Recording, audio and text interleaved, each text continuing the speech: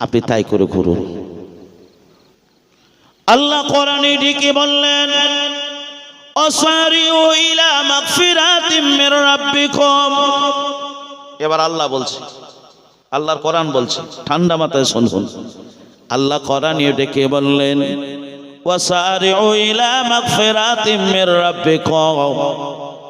আল্লাহ বলছে বান্দা 60 বছর পর্যন্ত নামাজ না পড়ে ঘুরেছিস, রোজা না করে ঘুরেছিস, 60 বছর পর্যন্ত দুনিয়ার আর যা যা ছিল অন্যায়, সব অন্যায় বান্দা তুই করতে এমন করে পিছপা হোস নাই।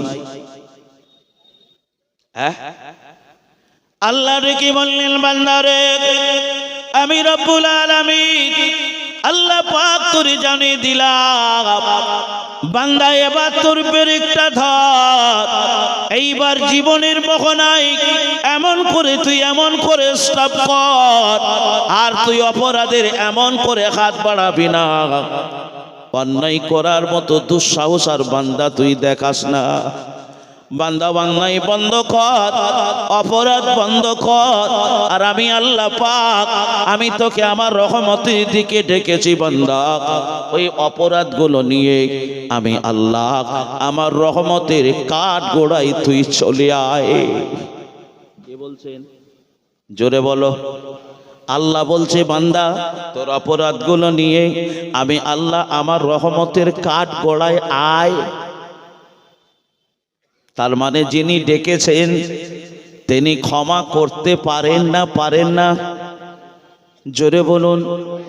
যিনি ডাকেন তিনি ক্ষমা করতে পারেন, 100 ভাগই পারেন, এতে সন্দেহ নেই। আল্লাহ তাই ডেকে বললেন বান্দা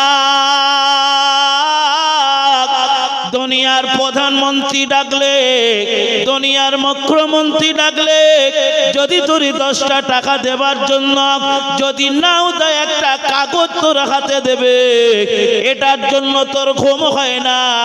বান্দা আমি তোর মালিক, আমি তোর প্রভু আল্লাহ, আমি তোরে ডাক দিয়েছি বান্দা চলে আয়, চলে আয়, চলে আয়।